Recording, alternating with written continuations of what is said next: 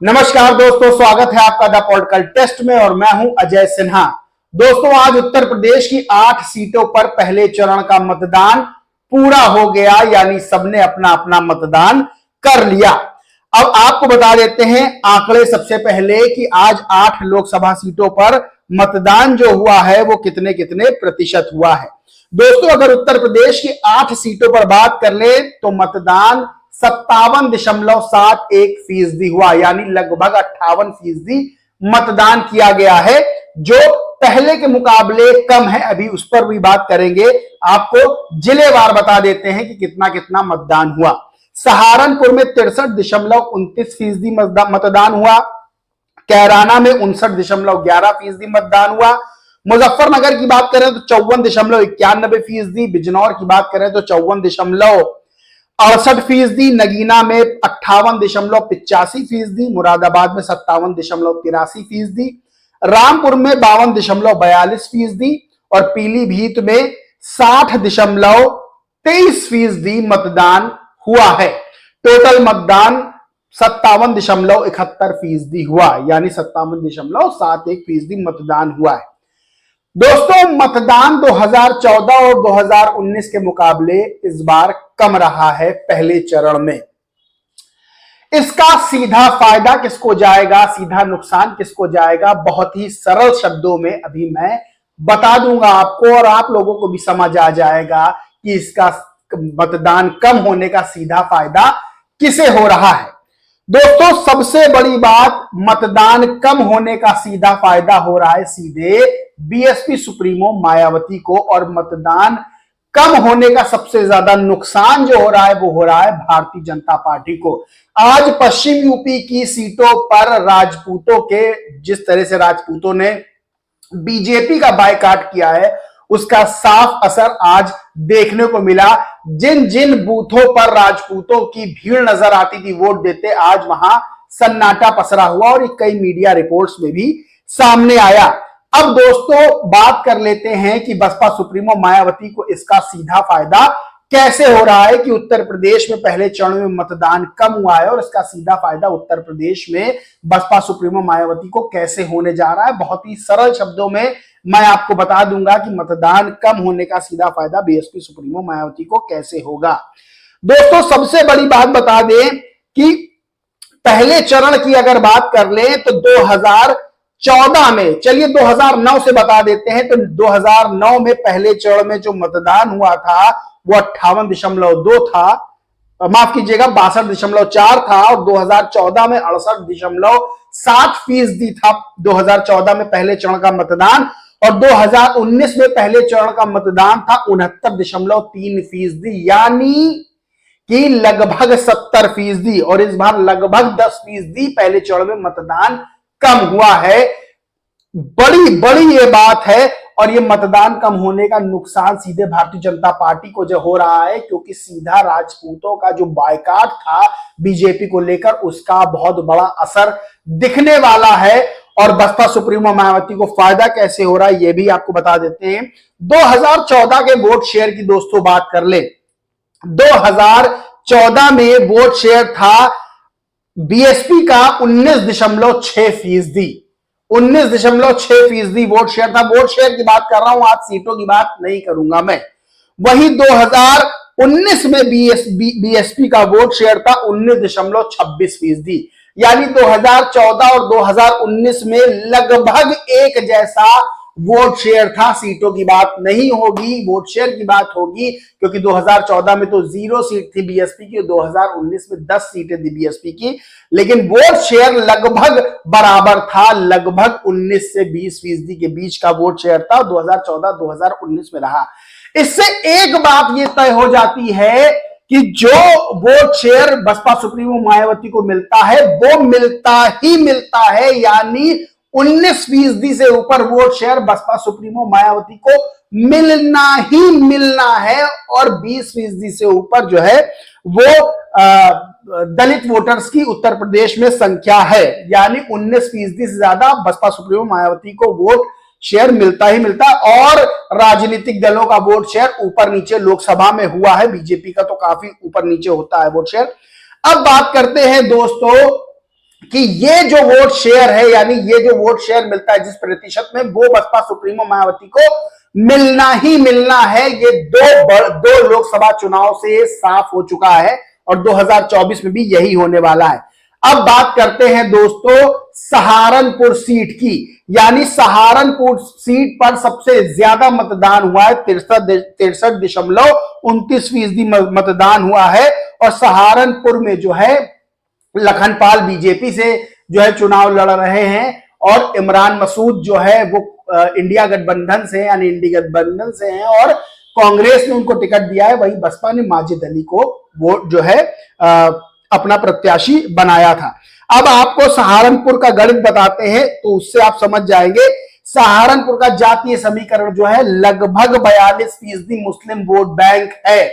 जो बीजेपी को वोट नहीं देगा सहारनपुर सीट पर, वही ये वोट जो है कांग्रेस के इमरान मसूद और माजिद अली के बीच में जाना है, बटना है, क्योंकि दोनों ही मुस्लिम प्रत्याशी हैं और मुस्लिम वोटर्स वहां डोमिनेट करते हैं सहारनपुर में।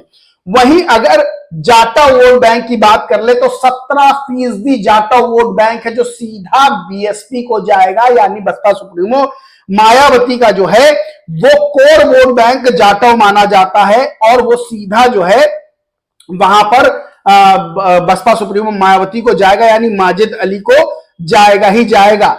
वहीं अगर हम राजपूत वोट की बात कर ले सहारनपुर सीट पर तो दोस्तों राजपूत वोट लगभग 8% है जो बीजेपी से नाराज था।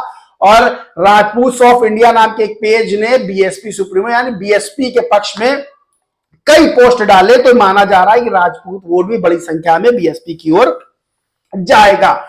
अब बता दें कि जो मुस्लिम वोट बैंक है वो बटेगा, वो जाएगा इंडी गठबंधन और बीएसपी को। जाटा वोट बैंक जो लगभग 17% है वो भी जाए, वो पूरा का पूरा बीएसपी के खाते में जाता हुआ नजर आ रहा है। वहीं जो है राजपूत वोट बैंक भी बीएसपी की ओर जा रहा है, क्योंकि माजिद अली मजबूत कैंडिडेट वहां के बताए जाते हैं। और भी अन्य वोट बैंक हैं वो इधर उधर बटेंगे, यानी कुछ बीजेपी को जाएगा, कुछ इंडी गठबंधन को जाएगा और कुछ बसपा को जाएगा। अब सबसे बड़ी बात यह है कि बीएसपी सुप्रीमो मायावती का वोट बैंक जो जाता है वो जाता ही जाता है।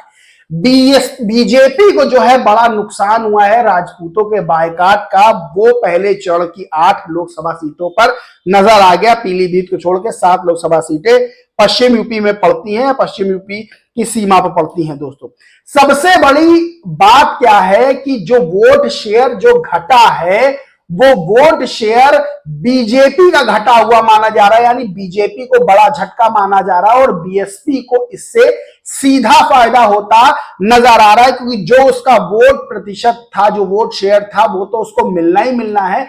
अब उसके अलावा भी बीएसपी को वोट मिलता हुआ नजर आ रहा है।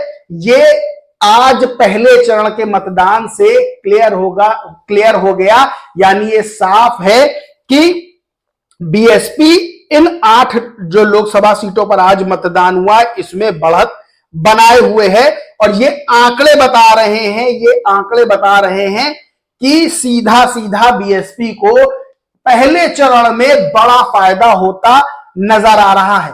सबसे बड़ी बात यह है कि दोस्तों मीडिया जिस तरह से इंडी गठबंधन और बीजेपी के बीच फाइट दिखा रहा है, यानी जमीनी हकीकत क्या है वो ना दिखाकर, बल्कि टीवी चैनल्स में और पेपर में बस यही चल रहा है। और जो यूट्यूबर्स हैं जो इंडी गठबंधन की खबरें ज्यादा दिखाते हैं, बीजेपी के खिलाफ ज्यादातर खबरें रहती हैं, वो भी इंडी गठबंधन खबरें दिखा रहे हैं। लेकिन जमीन पर क्या है, जमीन पर असर यह है कि बीएसपी सुप्रीमो मायावती को बड़ा फायदा होता हुआ पहले ही चरण में नजर आ रहा है। अब आपको बहुत साधारण एक उदाहरण के तौर पर आपको बता देते हैं। दोस्तों सबसे पहले बताएं कि ओपिनियन पोल में जिस तरह से बीएसपी को 0 सीट दी जा रही थी और जैसे ही बीएसपी सुप्रीमो मायावती ने चुनावी जनसभाओं को संबोधित किया तो 4 सीटें बीएसपी के खाते में दिखाने लगे और 4 ही जनसभाओं को संबोधित किया था, यानी एक जनसभा पे 1 सीट दिखा रहे थे। ये बदलाव। अब दूसरा एक आपको बताते हैं सबसे बड़ा उदाहरण कि आपने वो कहानी तो सुनी होगी कछुए और खरगोश की, जिसमें रेस होती है, खरगोश बहुत तेज भागता है, कछुआ धीरे धीरे चलता है, लेकिन जैसे ही लाइन के पास आते हैं खरगोश जो है आराम करने लगता है, लेकिन उसको लगता है कि कछुआ बहुत पीछे है, वो हमसे जीत नहीं पाएगा और मैं जो है वो जीत जाऊंगा, मैं तेज दौड़ता हूं, इसलिए वो आराम करने लगता है। लेकिन कछुआ धीरे धीरे धीरे धीरे चल के उस लाइन तक पहुंच जाता है और उस रेस को जीत जाता है। आज राजनीतिक स्थिति यही है, राजनीतिक दलों की, जो बहुत तेज भाग रहे हैं, जिनको मीडिया बहुत जगह दे रहा है और ये बता रहा है कि फाइट इंडी गठबंधन और बीजेपी के बीच है, लेकिन बीएसपी कछुए की चाल से भले ही चल रही हो, लेकिन वो चलती जा रही है और इंडिया, चाहे वो इंडी गठबंधन हो चाहे बीजेपी हो, वो दोनों से बहुत आगे निकलती जा रही है बीएसपी। और मीडिया जो है वो लगातार बीएसपी की बात नहीं कर रहा है, लेकिन जमीनी हकीकत यही है कि हर एक दांव बीएसपी सुप्रीमो मायावती चलती हैं और उस दांव के बाद सीधा फायदा होता हुआ बीएसपी को नजर आता है। आज पहले चरण के मतदान में यानी 8 सीटों के वोटिंग में आज ये साफ हो गया, जैसे ही वोट प्रतिशत जो है मतदान का प्रतिशत घटा है, सीधा ये बात साफ हो गई है कि इससे बीजेपी को नुकसान होने वाला है, तगड़ा नुकसान होने वाला है और सीधा फायदा जो है वो बीएसपी को, क्योंकि जब वोट घटते हैं दोस्तों, जब वोट प्रतिशत घटेगा तो वोट प्रतिशत घटने से क्या होगा, जीत और हार का मार्जिन जो है वो बहुत कम हो जाता है। बीएसपी अपना वोट बैंक लेके चल रही है, सोशल इंजीनियरिंग के जरिए उसे और भी वोट मिल रहा है। बाकी दूसरे बड़े जो वोट बैंक हैं, चाहे वो राजपूत वोट बैंक हो, चाहे वो जाट वोट बैंक हो, चाहे वो मुस्लिम वोट बैंक हो, वो भी बीएसपी प्रत्याशियों को सोशल इंजीनियरिंग जरिए ऐसे प्रत्याशी उतारे कि वहां पर उनको समर्थन मिल रहा है प्रत्याशियों का। अब जब वोट प्रतिशत घटा तो जीत और हार का मार्जिन भी कम होता है दोस्तों। किसी किसी सीट पर कुछ हजार वोटों के अंतर से ही जीत हार का मार्जिन होता है। यानी जब बीजेपी का वोट घटेगा और बीएसपी का वोट अपने प्रॉपर जो उसको मिलता है वो बना रहेगा, तो जैसे ही बीजेपी का वोट घटेगा और बीएसपी को एक्स्ट्रा वोट मिलेगा तो बीएसपी ऊपर आएगी और बीजेपी दोस्तों नीचे जाएगी। ये सीधा सा एक फंडा है जो बहुत ही आसानी से समझ आ जाएगा, इसमें कोई रॉकेट साइंस नहीं है। जैसे ही वोट प्रतिशत घटता है वैसे ही जो बड़ी पार्टी है जिसका वोट प्रतिशत ज्यादा था उसको नुकसान हो रहा है, बीजेपी को इस समय नुकसान हो रहा है।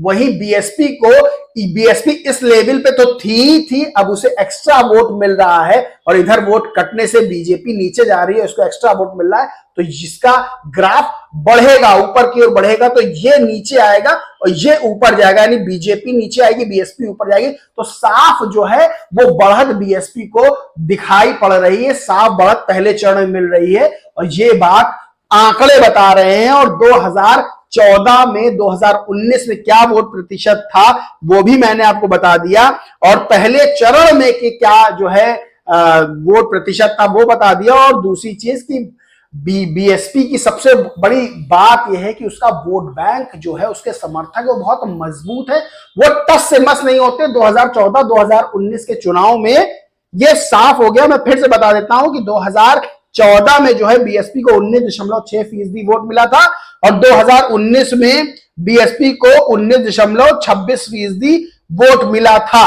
यानी बराबरी का जो 19% से ऊपर का वोट प्रतिशत था वो बीएसपी का रहा है। और इस बार भी जो वोट प्रतिशत उसको 2014-19 मिला वो मिलेगा ही मिलेगा, उसके एक्स्ट्रा उसको वोट मिलेगा। 2007 का सोशल इंजीनियरिंग का फॉर्मूला, राजपूत वोटर है उनका सपोर्ट, मुस्लिम वोट बैंक जो बीजेपी को हराना चाहता है वो भी बीएसपी को ट्रांसफर हो रहा है, तो बड़ा वोट प्रतिशत बीएसपी को मिल सकता है। खबरों में मीडिया भले ही ना दिखाए, लेकिन सच जो है वो आंकड़ों पे आधारित होता है। मैंने आपको आंकड़ों के हिसाब से आज का प्रथम चरण का क्या नतीजा रहेगा ये बता दिया है। अब इस पूरे मामले पर आपका क्या कहना है, क्या मानना है, कमेंट करके जरूर बताएं। वीडियो अच्छा लगा तो लाइक करें, शेयर करें, चैनल को सब्सक्राइब नहीं किया है तो सब्सक्राइब करके बेल आइकन दोस्तों जरूर दबा लें। जय हिंद, जय भारत।